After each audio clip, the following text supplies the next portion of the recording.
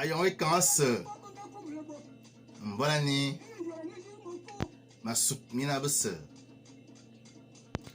Bonjour à tous et merci d'être présents à cette deuxième édition de notre série Les directs culturels et camps, qui ont pour ambition de magnifier notre civilisation à travers des exposés sur notre culturalité et camp.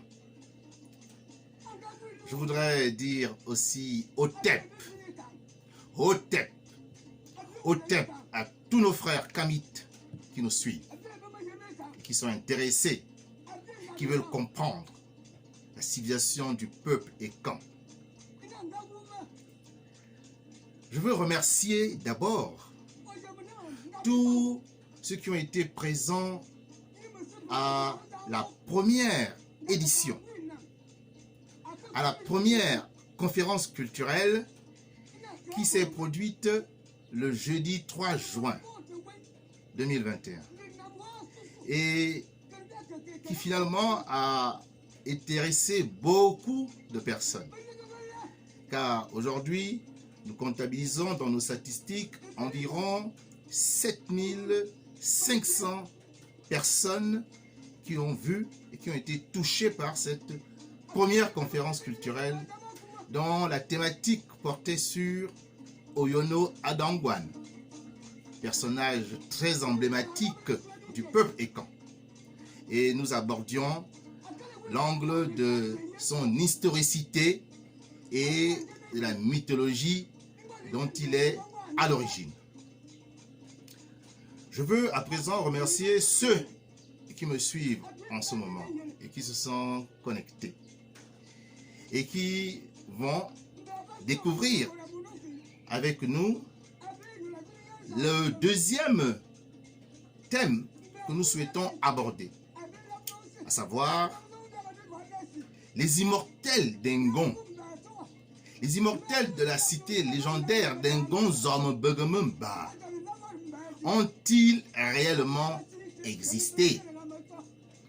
Voici la question primordiale que nous voulons poser aujourd'hui et nous voulons en débattre. Nous vous demandons d'aimer cette page, d'aimer la vidéo et de la partager afin que le plus grand nombre soit édifié et soit renseigné d'une certaine manière sur cette question qui a trait à l'historicité des guerriers d'Engon ou à leur simple mythologie. Actuellement, vous êtes en train d'écouter le grand maître Mbroyo, qui s'appelait Zungema et qui était du village Anguié, près d'Oyem, la capitale du Woleu, au Gabon. Zungema était de la Yon Yengui. Et précisément le 3 octobre 1960, il a été enregistré sous les bons auspices de son fils et élève Tirano Toutoumou par un ethnomusicologue qui s'appelait Herbert Pepper de l'Orstom et qui est mort en l'an 2000, début du millénaire. Dans cet enregistrement, le seul qu'on ait pu faire sur le grand maître Zungema, vous entendez le récit, le Lambert Oyon, dénommé Zon Minzi Mobam. Je vous le laisse apprécier. Et je vais revenir pour me présenter, car ceux qui me suivent en ce moment ne me connaissent au point. Il est donc normal, comme cela est de coutume dans toutes les civilisations, de se présenter avant que de livrer le message qui justifie cette conférence.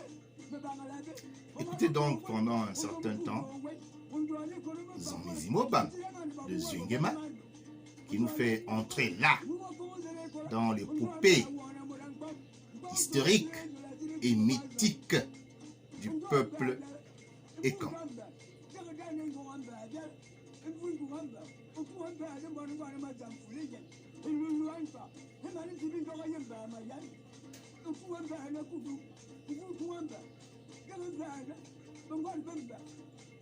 Partagez la vidéo. Faites que le plus grand nombre écoute Zungema, se pénètre de la culture de Mboroyo et découvre les aspects que nous allons aborder dans cette conférence. Cette deuxième conférence de la série des directs culturels Ekan. Écoutez, le maître conteur.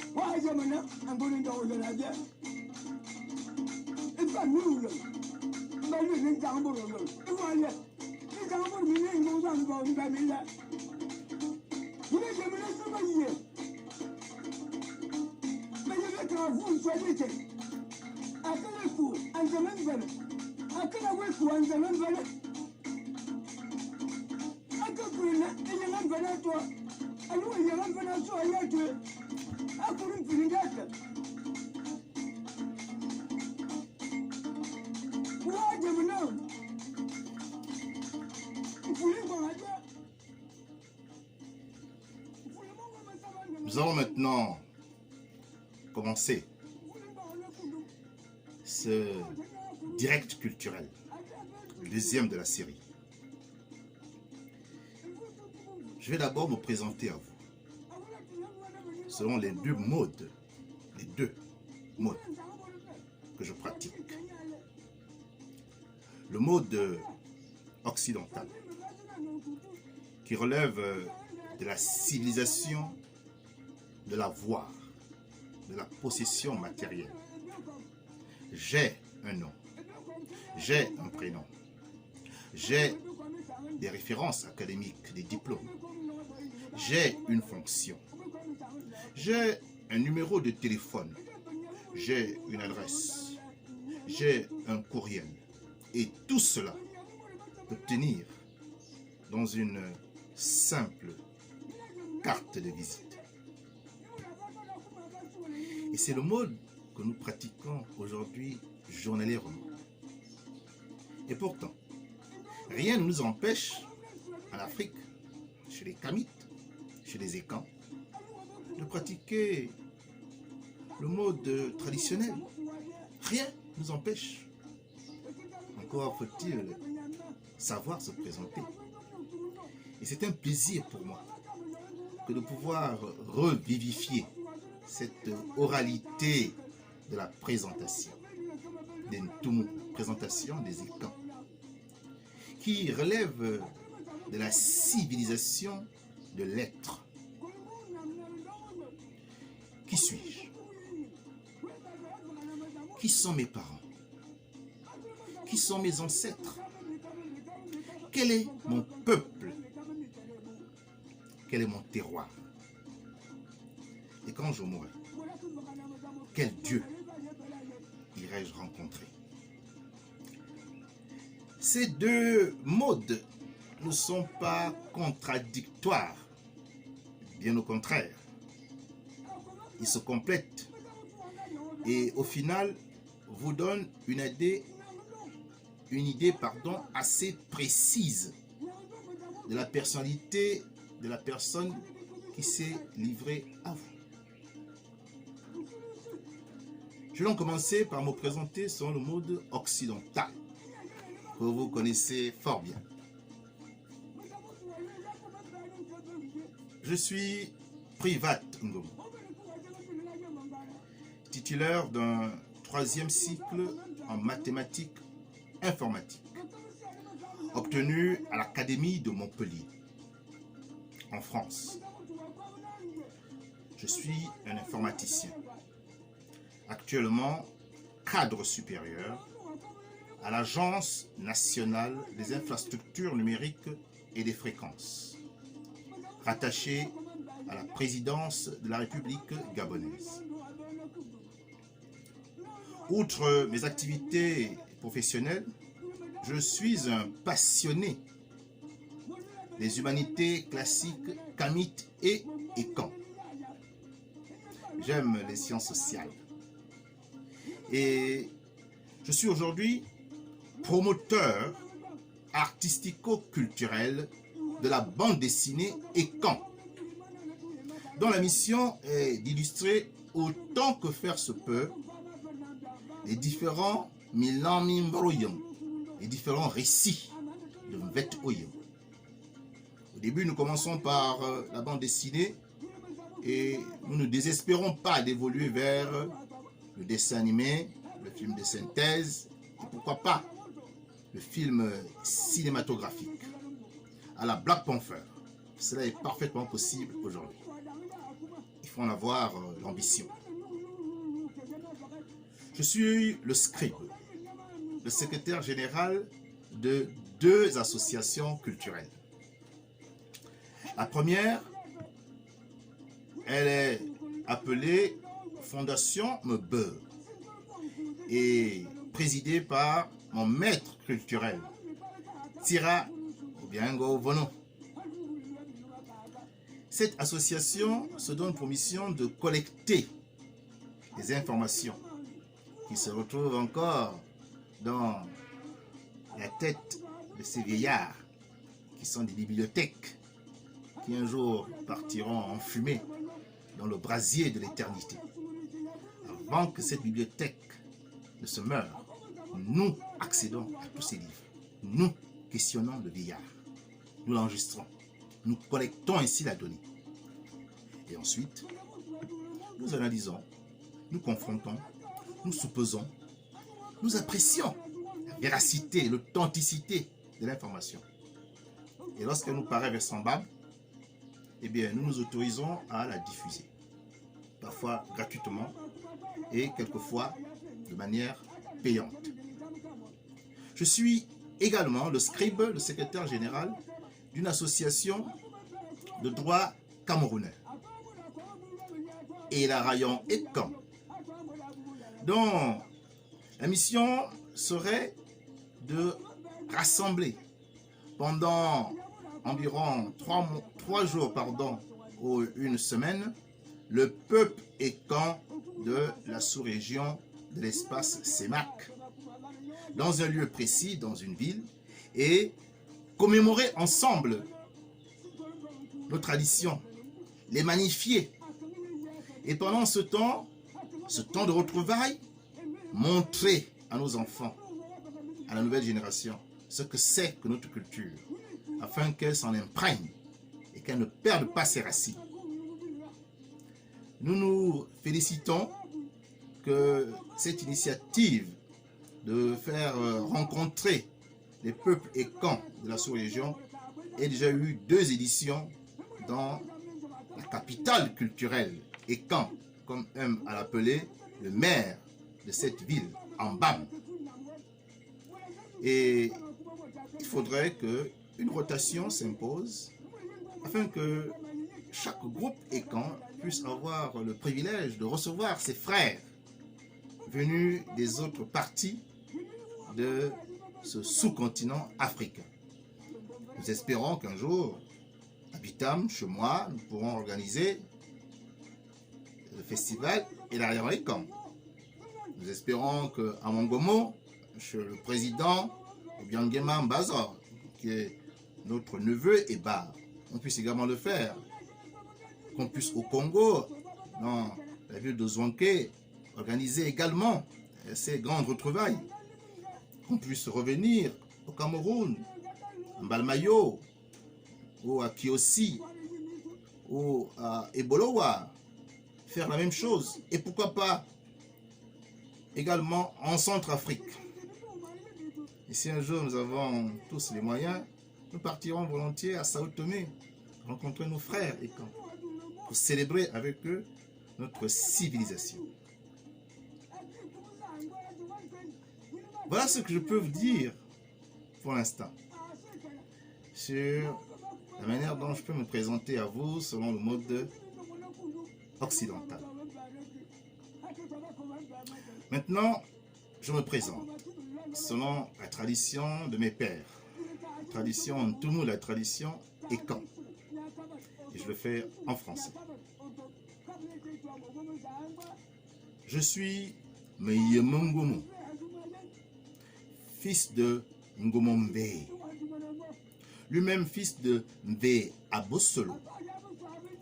Abosolo est son nom d'origine, mais il est plus connu sous le nom, le surnom qu'il s'est donné, le surnom de guerre. Abosolo s'est fait appeler dans sa phase adulte Akomozor.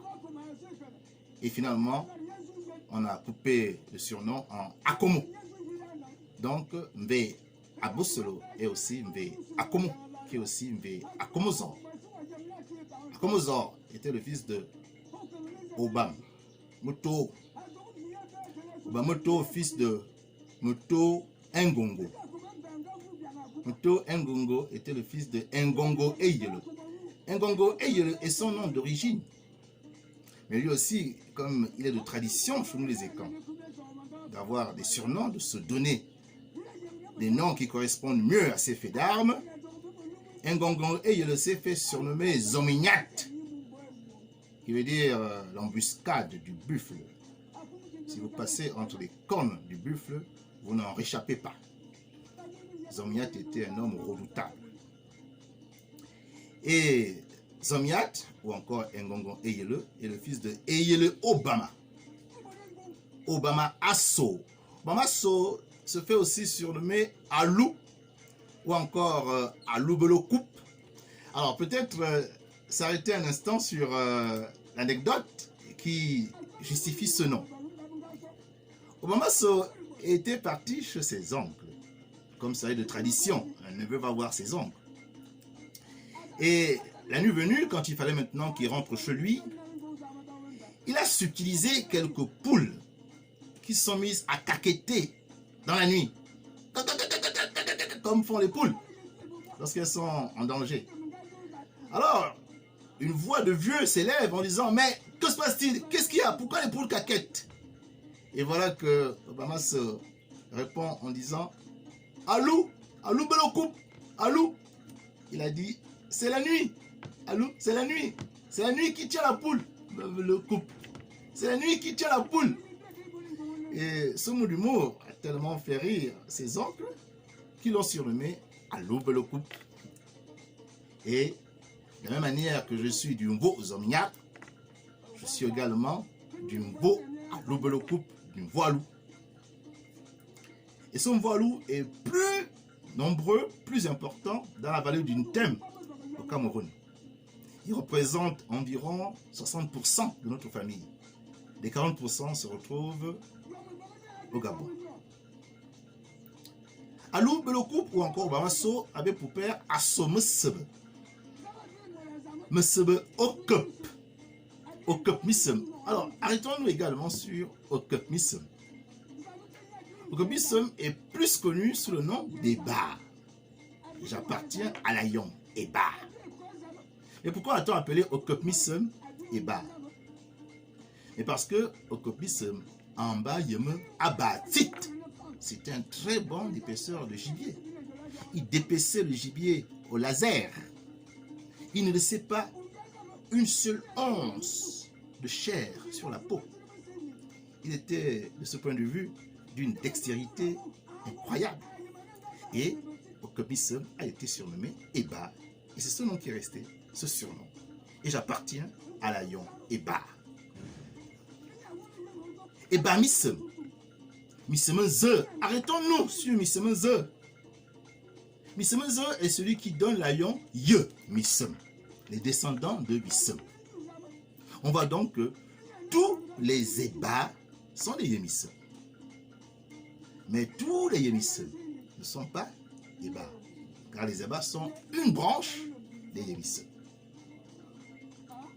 Missem Ze. Nze Nsor. Nsor Ngoro. Ngoro Obois. Arrêtons-nous sur Ngoro Obois.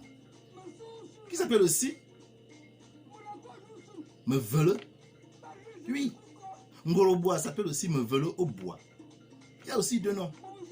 Donc, cette pratique du surnom fait que si vous n'êtes pas au courant de cette double identité, vous pouvez penser qu'il s'agit de deux personnes différentes et croire qu'il s'agit alors de deux généalogies présentées, alors qu'il n'en est pas question.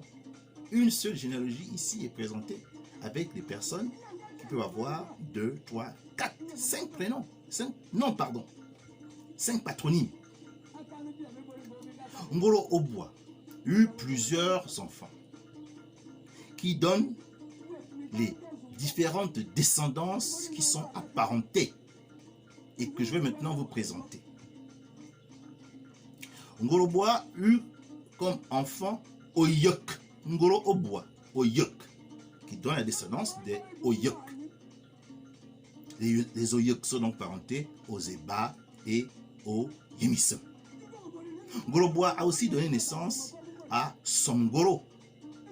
Somgoro a donné descendance qui porte son nom aujourd'hui et sa somme. Ngoro Obois ou Ngoro Mevele a donné naissance à Msingoro et la descendance s'appelle Yebimben car Messi a eu comme surnom Bimben et sa descendance ce sont les Yebimben. Ngoro Obois ou Ngoro Mevele a eu pour enfant également Zangoro. Et Zangoro a donné naissance à la famille qui porte le nom aujourd'hui des Sessènes. Et Pierre Claver Nzongo, le poète musicien, homme politique, descend justement de cet ancêtre, Zangoro, qui a donné les Sessènes. Donc, à ce niveau-là déjà, vous voyez l'ensemble des peuples auxquels j'appartiens. Eba, Yemissem, et sa somme, Yebimben, et Sessène, Oyok, à travers la position de leur ancêtre fondateur dans l'arbre généalogique, que j'ai décliné un peu lorsque je suis en train de faire là ma simple lignée généalogique. C'est cela mon peuple, c'est cela mes peuples. Ngoro Obois était le fils d'Oboamokom. Oboamokom, Mokombo Koko, Mokoko Bongba, Mba Asso, Asso Ntumu. Je suis un Tumu. Je ne suis pas un fan. Je ne suis pas Okak. Je ne suis pas Mvu Menden. Je ne suis pas Mben. Je ne suis pas Bekwini. Je ne suis pas Beti Bonanga. Non, je suis un Tumu, fils de Afirikara, ou encore Ekan Rabia, car là aussi, Ekan avait plusieurs noms de naissance, Nan ou Nanga, et de surnom Ekan ou Afirikara. C'est ma généalogie. Ce sont mes peuples qui se retrouvent répartis dans les différents États de l'Afrique centrale. À présent, je vais décliner ma généalogie maternelle. Un homme, c'est son père et surtout la mère qui le porte et qui lui donne la vie. Ma mère, qui vit encore, est une femme Nkodjen. Elle m'a fait nommer Bekabezan ou encore Bekalebezan. Je suis donc fils de Zamoto. Zamoto est fille de Moto Ngema. Ngema Ndon. Ndon Nkwa Bitutui. Bitutui Ngema. Ngema Efula. Efula Zambo. Zambo Bowu. Bowu Edugana. Edugana Andomo. Andomo Nsomoro. Somoro Ban. Et ben Vebe. Vebe Mba. Mba Bowu. Arrêtons-nous là.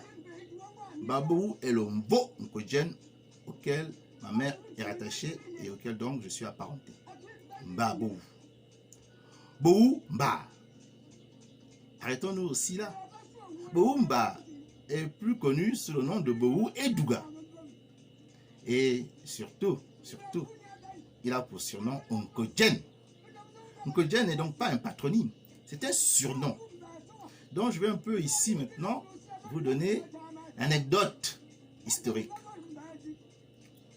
Bowu Mba, ou Bowu Edouga, Douga sa mère, quitta donc sa famille pour s'installer sur une colline, Nko, dans laquelle on trouvait beaucoup de biches au djen, Nko au djen. Et désormais, pour identifier les personnes qui vivaient dans ce lieu, on parlait de ceux qui sont dans Nko Odjen. Et Nko Odjen a donné les Nkodjen. Nkodjen est donc un surnom. Mais le patriarche, l'ancêtre fondateur, s'appelait Bowu Edouga, lorsqu'on parle de sa mère, et Bowu Mba, quand il s'agit de son père. Son père qui s'appelait Mbamu Bunu. Mbunu Mba. Mba So. Asso Ntumu. Je suis aussi une Tumu par ma mère. Ntumu Ekan. Ekan Rabia. Je suis un Ekan. Arrêtons-nous un instant sur le père de Nkodjen, le père de Boumba, le père de Bowu Edouga, qui s'appelait Mbamu Bunu. Mbamu Bunu a eu plusieurs enfants. Et tous ces enfants vont donner une descendance. Cette descendance, aujourd'hui, vous la connaissez à travers les noms d'Ayon. Vous avez Ovomba, le fils de Mbamu Ovomba, qui a donné le Ye, Ovo, Yevo, connu sous le nom de Yevo. Vous avez Evanamba également, qui est le fils de Mbamu, qui a donné l'Ayon, Evan. Mbamba, qui a donné l'Ayon, Esaban. Mbinba, qui a donné l'Ayon, Esambin. Akakamba, qui a donné l'Ayon, Esakak. Et Esazue, qui lui ne vient pas de Mbamubunu, mais vient plutôt de Bowu. Donc Zue, Bowu, Mbamubunu, qui a donné l'Ayon, Esazue. Donc l'Ayon Esazue est un Ayon fils de l'Ayon Nkodjen. Alors que les autres que je vous ai présentés sont des Meillons frères.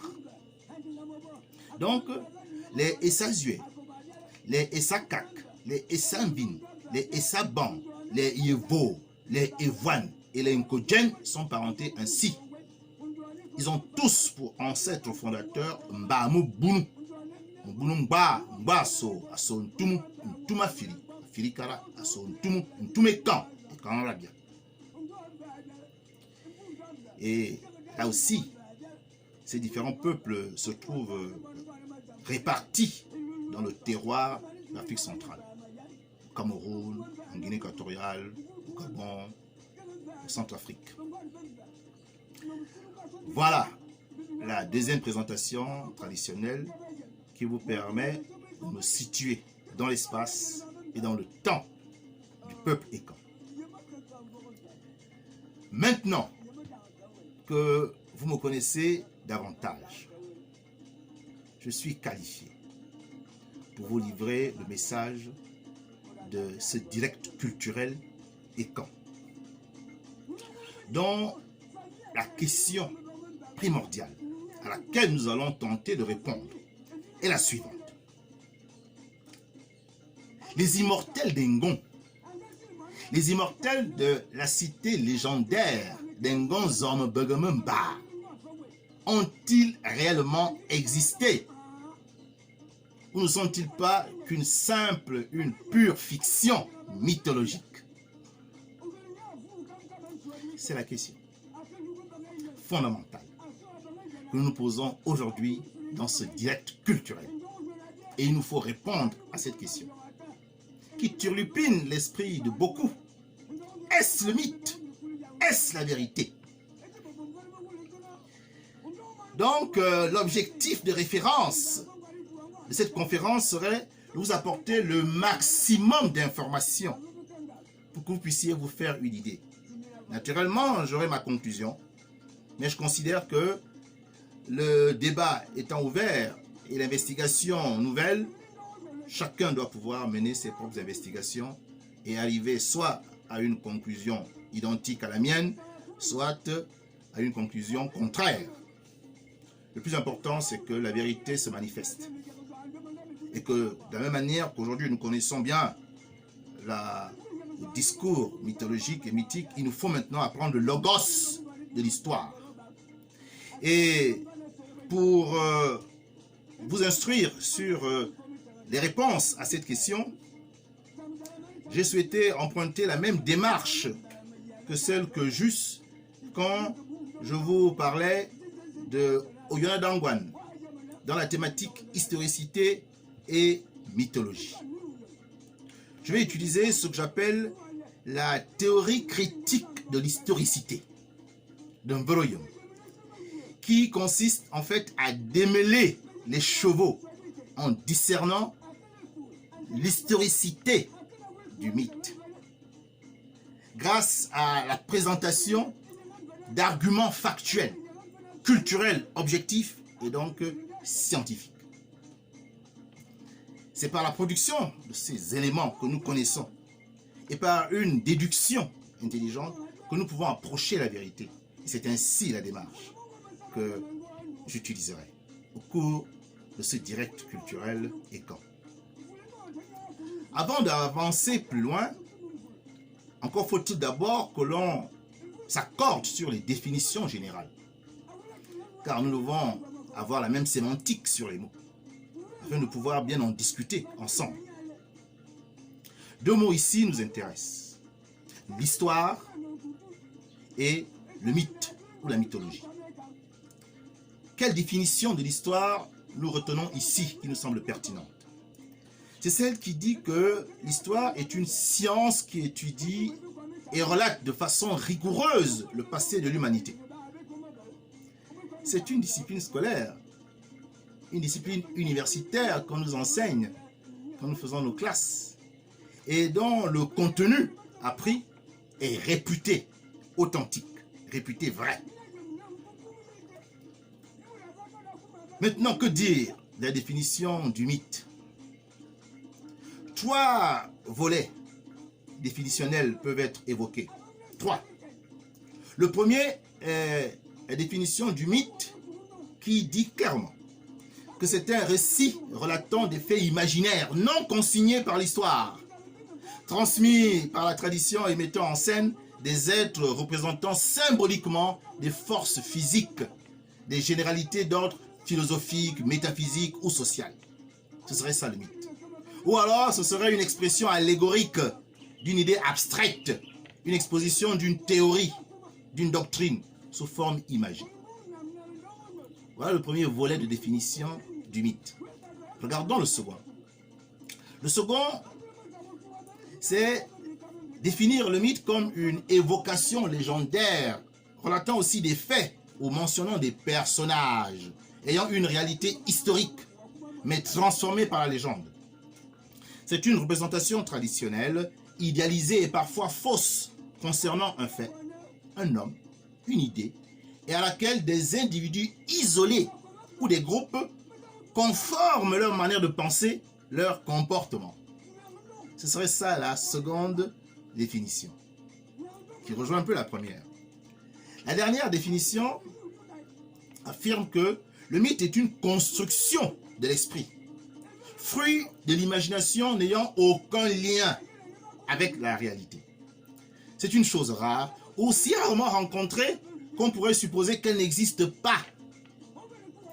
Le mythe serait l'aspiration fondamentale de l'homme, un besoin métaphysique, un modèle parfait, un type idéal représentant des symboles inhérents à l'homme ou des aspirations fondamentales et collectives de la société. Voilà donc les définitions que nous livrent les dictionnaires français sur ces mots qui appartiennent à ce registre lexical, bien entendu. Alors, nous allons essayer de voir dans ces définitions, par rapport à notre question primordiale, qu'est-ce qui tient de l'histoire et qu'est-ce qui tient du mythe. Pour certains, les guerriers d'Engon sont des mythiques et donc une pure imagination de l'esprit qui n'a rien à voir avec la réalité. Pour d'autres, ce sont des personnages qui ont existé et qui ont été légendarisés. Alors, où se trouve la vérité? Nous allons essayer de la débrouiller. Mais avant, en guise de prologue, je voudrais adjoindre à cette question fondamentale 3 sous-interrogations qui nous semblent importantes dans la mesure où elles nous permettent, en y apportant des réponses, finalement répondre à la question primordiale. Quelles sont ces 3 interrogations? La première est la suivante. Qui sont les guerriers historiques et quand, qui, dans la migration, ont permis à ce peuple de s'imposer par la force dans plusieurs terres d'Afrique centrale? Cette sous-question est importante. Car, comme nous le savons tous, les Ekans font partie des derniers peuples qui se sont installés en Afrique centrale. Il y avait donc des autochtones avant nous. Pourtant, nous nous sommes imposés, parfois par la diplomatie, par les mariages, mais très souvent hélas, par la guerre. Alors s'il y a eu guerre, qui sont les guerriers historiques que nous apprend l'histoire écrite de l'école coloniale sur les guerriers et camps qui ont conquis une bonne partie des terres de l'Afrique centrale? Je vous disais tantôt que nous étions répartis dans 5 pays de la sous-région d'Afrique centrale. Alors, si nous sommes imposés par la guerre, mais qui sont ces guerriers? Qui sont morts au champ de bataille pour que nous puissions occuper ces terres et y vivre? Qui sont ces guerriers? C'est une question importante. Nous connaissons le guerrier Wango. Nous connaissons le guerrier Mavurulu, surnommé Nyanda Makita, au Gabon. Nous connaissons en Afrique du Sud le guerrier Shaka Zulu, ou encore Mzilikadze, ou encore Zuide, ou encore Dingane. Nous les connaissons à travers l'école coloniale. Nous connaissons, pour ce qui est du Cameroun, ou dans la zone Peul, le sultan Ousmane Dan Fodio, qui fut un grand guerrier. Nous connaissons également, beaucoup plus loin dans le temps, l'empereur du Mali, Sundiata Keita, ou encore son adversaire, le Rotor Soumanguru Kanté. Et la liste est très longue.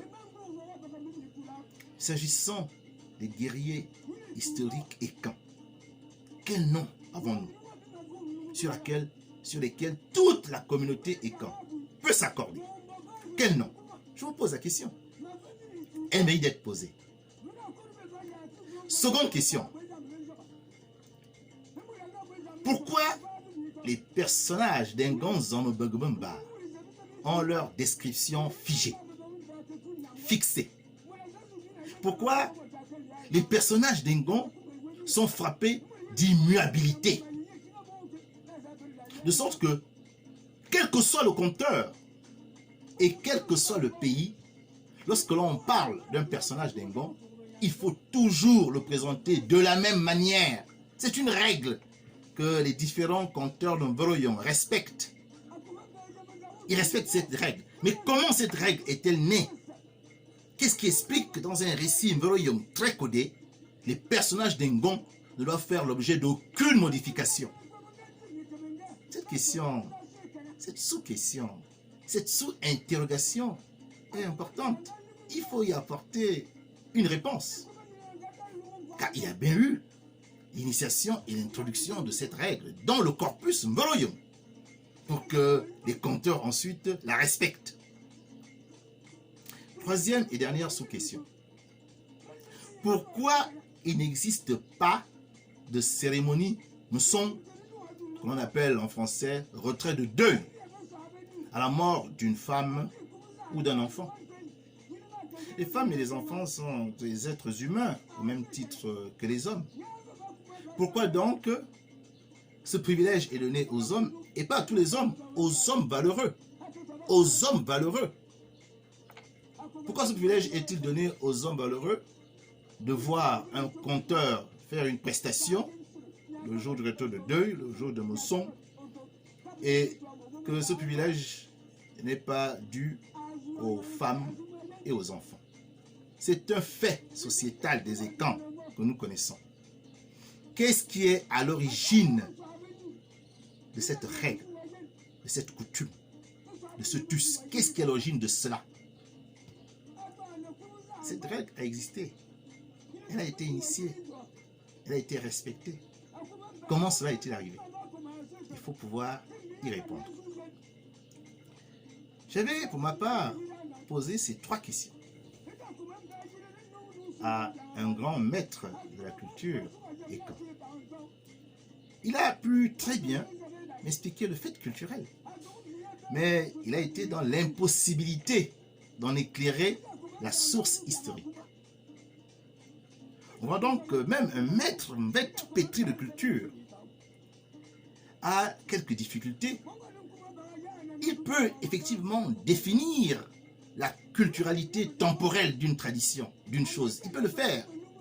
Mais en saisir ensuite l'historicité ou l'origine qui donne naissance à cette tradition est tout autre chose.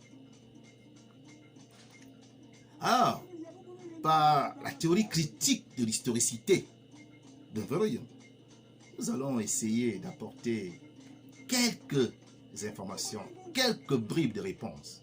Et ce sera déjà un début.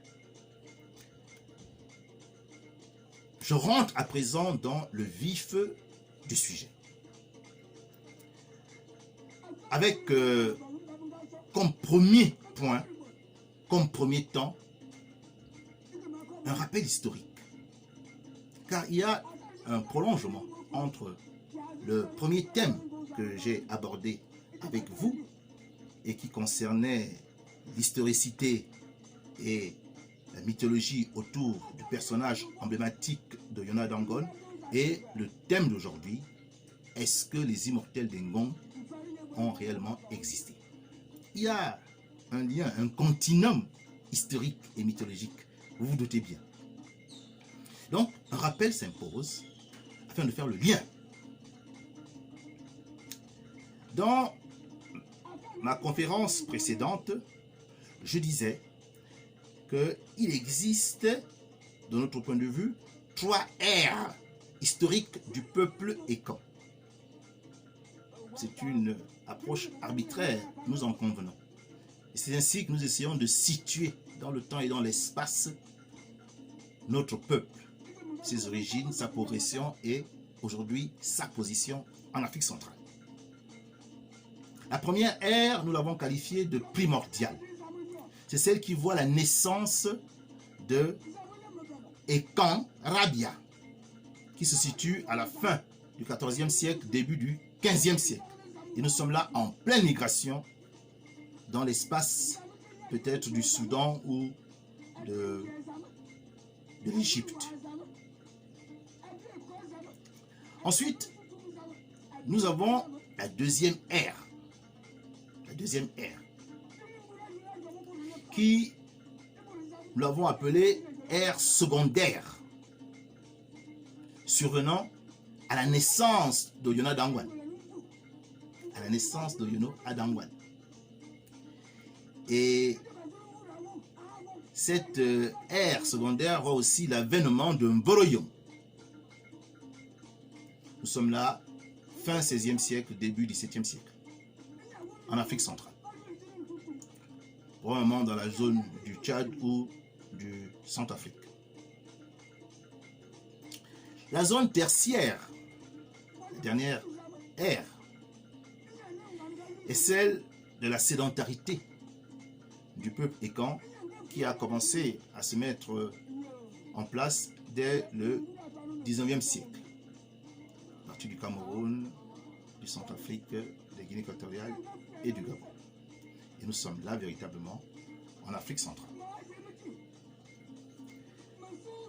Intéressons-nous à l'ère secondaire avec l'avènement de Mboroyom, qui est une suite du coma initiatique de personnages d'Oyono Adangwan, vu à la dernière conférence culturelle.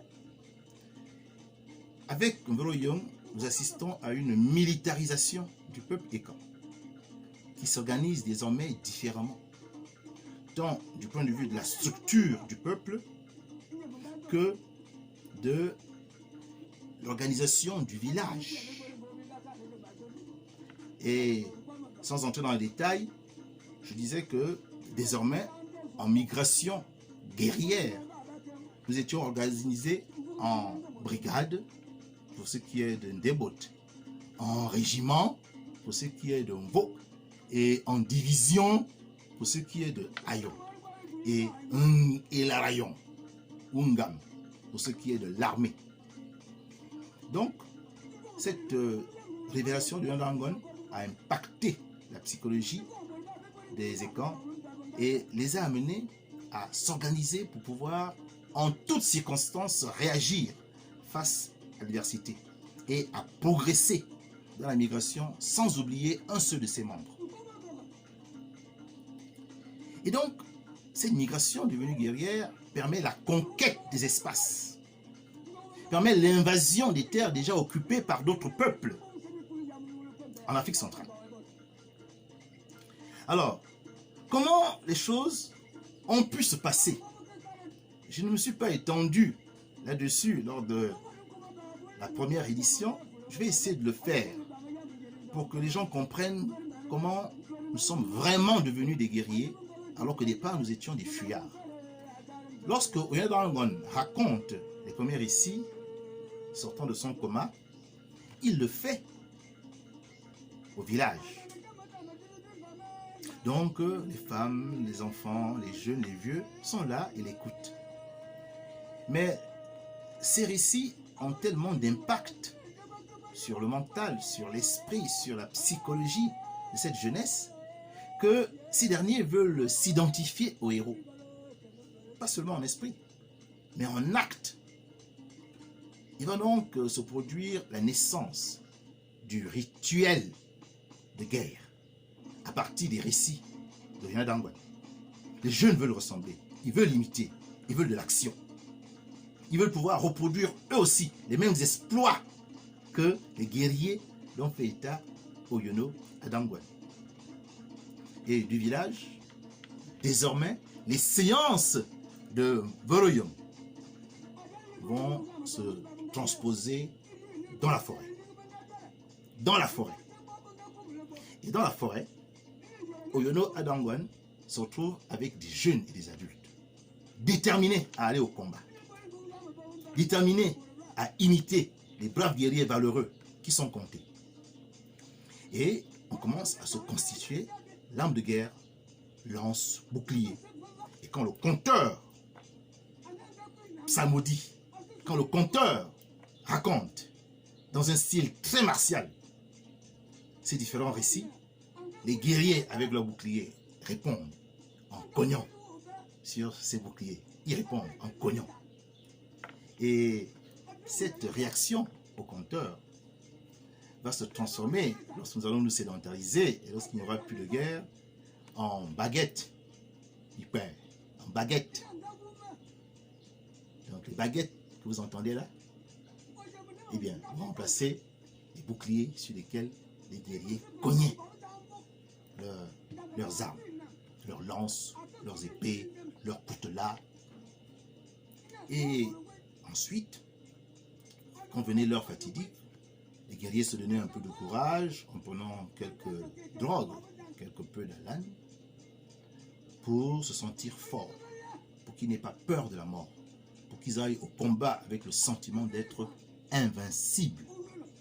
Oui, c'était cela, le rituel de guerre, dans la forêt.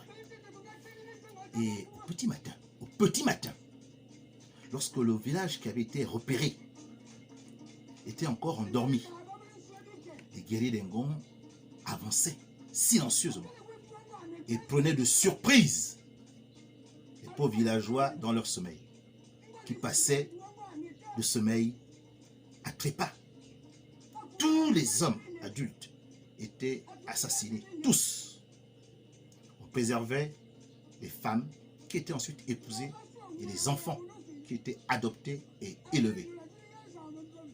C'est ainsi que la population Ekan a cru. Elle a cru parce qu'il n'y avait pas que la production,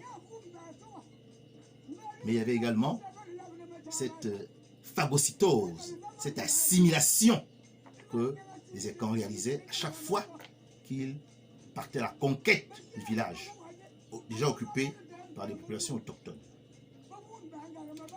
Et lorsque nous avons de plus en plus été conquérants, été vainqueurs, eh bien, nous ne sommes plus arrêtés. Nous ne sommes plus arrêtés.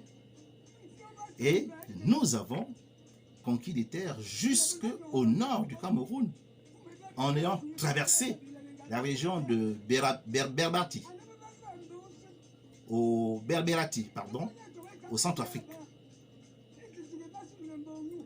Et c'est dans la zone de Damawa que nous avons été freinés par les troupes d'Ousmane Dan Fodio, qui, montés sur des chevaux, étaient de véritables guerriers plus expérimentés que nous.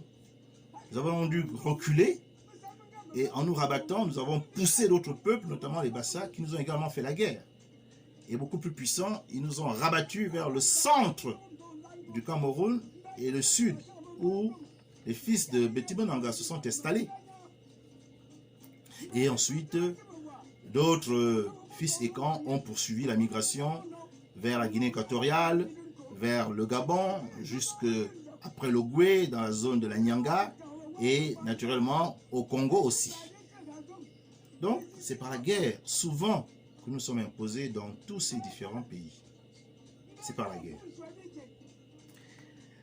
Donc, ce petit rappel historique montre bien que dès l'instant où il y a eu l'avènement Mveroyon, un peuple fuyard qui était désormais reprofilé dans un esprit guerrier a su s'imposer en s'organisant de manière militaire. C'est cela qu'il faut comprendre et qu'il faut savoir du point de vue historique.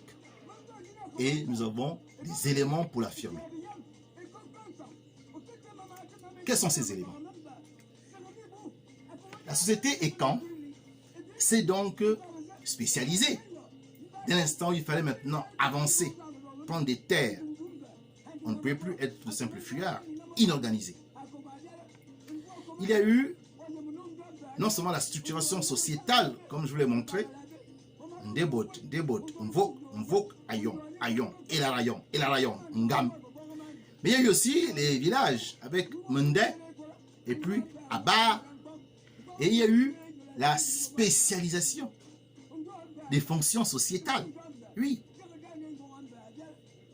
Il fallait maintenant avoir des forgerons pour produire, fabriquer des armes de guerre. Il fallait avoir des agriculteurs pour nourrir les guerriers, les chasseurs, les pêcheurs. C'était souvent le rôle des femmes. Ceux qui cueillent la nourriture, donnée gratuitement par la forêt. Il fallait aussi avoir les guerriers. Oui, les guerriers. Et naturellement, il y avait des artisans pour les cultes. Donc, en se spécialisant ainsi, on va donner un rôle à l'institution des maîtres conteurs. L'institution griotique traditionnelle va désormais s'organiser. Le maître donnant l'information à un initié qui a mission de conserver cela. Quelles étaient les différentes fonctions du maître conteur pendant la migration, telle que l'a enseigné le maître Mveroyon, Oyono Adangwan? D'abord, le maître conteur devait subjuguer, revigorer, rendre fort les guerriers dans la forêt, lors de la préparation militaire. C'était son rôle. Donc dans la forêt, le peuple était galvanisé, du moins les guerriers qui allaient au combat étaient galvanisés par les récits du maître conteur. Et ça se passait en forêt, je l'ai dit. C'était la fonction du maître conteur de le faire pendant la migration. À l'image de ce que a dû faire en premier Oyono Adangwan. Ensuite, la deuxième fonction du maître conteur était de rendre un hommage aux valeureux guerriers qui sont tombés au combat. Et cet hommage était rendu lors de la séance de Mveroyon pendant Mousson, pendant le retour de deuil. Il fallait que le conteur, devant tout le village, vienne faire état des faits d'armes du guerrier qui est tombé, qui s'est sacrifié, qui est mort pour la nation et quand, afin que cette dernière occupe des terres et puisse vivre en paix. Donc, en rendant hommage à ce guerrier, le conteur se devait de conserver après fidèlement la mémoire du guerrier mort, qui lui à son tour servirait de référence, de modèle aux autres guerriers. Donc, subjuguer en forêt les guerriers en préparation militaire. Quand certains tombaient, et beaucoup sont tombés, rendre hommage à ces derniers et ensuite conserver fidèlement la mémoire du guerrier mort, afin que la postérité en soit informée. Que la postérité n'oublie pas que si nous sommes là aujourd'hui, installés dans ce village, c'est parce que certains hommes sont morts pour nous. Il ne faut pas qu'on oublie le sacrifice qu'ils ont consenti. Voilà les fonctions qui étaient celles du maître conteur pendant la migration. Car un homme qui est mort pour sa patrie mérite et a le privilège d'être connu des générations contemporaines, mais également des générations futures. C'est cela, l'immortalité, en fait. C'est celui qui est mort qui accède à l'immortalité. On voit donc à travers ces différentes fonctions premières du maître conteur, une évolution va se produire et va donner, in fine, le rôle institutionnel du maître conteur dans la société et quand. Et quel était ce rôle? Celui d'historien, par la parole. Car l'histoire se conserve par l'écrit, mais aussi par la parole. Et par la parole, le maître conteur conservait l'histoire de la communauté et quand, afin que les générations futures, la prospérité soit édifiée sur le passé des Écans. Que cette postérité n'oublie pas d'où elle vient. N'oublie pas ses repères, ses racines, sa culture. N'oublie pas qui sont les hommes qui sont morts pour qu'elle puisse vivre aujourd'hui. Donc, un rôle d'historien, par la parole. Deuxième rôle était celui de gardien de la mémoire des héros et camps qui sont disparus. Gardien de toutes les règles des guerriers historiques les plus valeureux. Oui, il fallait absolument que cette règle soit désormais inscrite, que tous les guerriers dans l'histoire soient immortalisés, soient connus, qu'on ne les oublie pas. Mais également gardien de les statues, pas de marbre, pas de graisse, pas d'albâtre, pas de fer, pas des statues matérielles, des statues immatérielles, des statues orales. Il fallait que le Meroyong, le maître conteur de Meroyong, conserve ces statues orales. Il en était le gardien. Et il était aussi le conservateur du patrimoine culturel et cultuel du peuple écan, à cause des informations fondamentales qu'il avait. Le conteur est un homme qui avait certainement traversé les différents rites de passage lors de ses multiples et successives initiations. Il était donc dépositaire d'un savoir ésotérique. Et donc, il se devait de conserver cela, en plus d'avoir la maîtrise de la langue, des proverbes, en plus d'avoir la maîtrise des aspects que seule l'initiation Beroyong lui donnait, lui conférait. Donc, troisième élément du rôle du conteur, celui de conservateur. Il conserve notre patrimoine ancestral par la parole.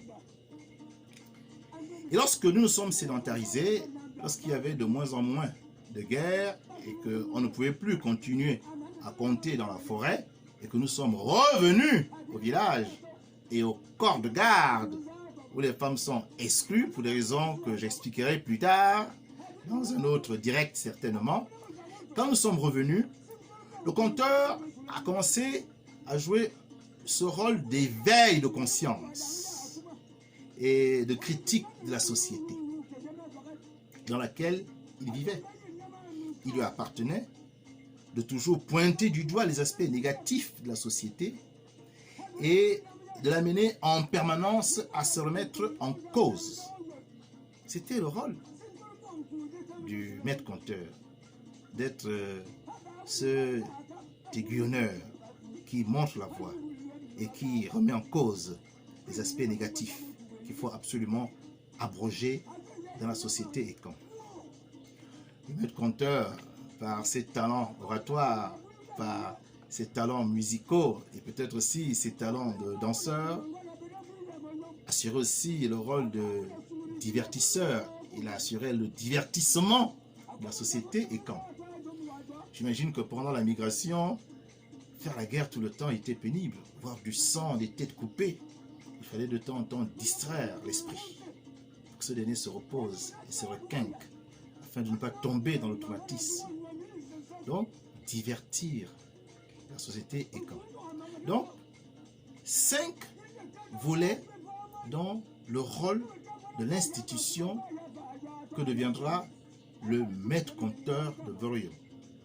Je répète, historien par la parole de l'histoire du peuple écan, gardien de la mémoire des guerriers historiques écan qui sont tombés au combat, conservateur du patrimoine culturel et cultuel écan, les proverbes, les contes, les mythes, les légendes. Le conteur devait parfaitement les maîtriser et également divertir une société qui vivait, il faut le dire, en permanence dans la souffrance et la violence. Et lorsque nous sommes sédentarisés, surtout un éveil de conscience et une critique de la société assurée par le maître conteur. Ayant mis en exergue d'abord le rappel historique pour vous situer dans l'espace et dans le temps. et ayant donné de la manière la plus précise possible le rôle du conteur de Veroyong devenu sur la base des fonctions primordiales qu'il a occupées au départ lors de la migration, juste après l'avènement d'un Veroyong suscité par Oyono Adangwan. Après avoir fait cette présentation, je m'en vais maintenant répondre aux sous-questions qui ont été posées, en m'appuyant sur les éléments préalables qui vous ont été présentés. La première sous-question était: qui sont les guerriers historiques? À partir de ce qui vous a été dit, nous pouvons affirmer que si le maître conteur était l'historien, il a donc conservé le nom des guerriers historiques qui sont tombés au combat. Ceux immortalisés par le conteur et qui se trouvent dans la cité d'Engon sont, de notre point de vue, de mon point de vue, les guerriers d'Engon. Les guerriers historiques et qui sont tombés sont les guerriers d'Engon. Il s'est passé 300 ans de migration guerrière à partir de l'avènement du Veroyong au XVIIe siècle, plus de 300 ans. Et quand vous regardez le panthéon d'Engon, nous avons environ 50 personnes qui sont des guerriers et des sages immortels, 50 à peu près. On voit donc que la sélection a été très rigoureuse pour ne rendre gloire qu'aux guerriers les plus valeureux. Les plus valeureux. 50 sont sortis du lot. Nous pouvons en citer quelques-uns, 3 seulement, qui nous donneront aussi quelques indications. Akomamba. Akomamba est le fils de Mbaye Vinekan, de Layon et Kan, naturellement, qui appartient à la lignée des immortels. Sa mère, qui est une mortelle, s'appelle Mblaminzi, de Layon Bekwen, au village Nkuma Barmedzan, chez Mizimindon. Quand nous regardons Ndon Oyono, il est le fils de Oyono Ekan, de Layon Ekan. Sa mère s'appelait Benga Eyene, de Layon Yemokok, au village Edouard Ngok Minka, chez Eyenemba. Quand on s'intéresse à Ndutumufulu, qui est en réalité le fils de Eyegembang, et qui finalement est devenu le fils de son frère Onfulengbang, il a pour mère Avomo Asokela, de Layon Esanduin, au village Bibabizon.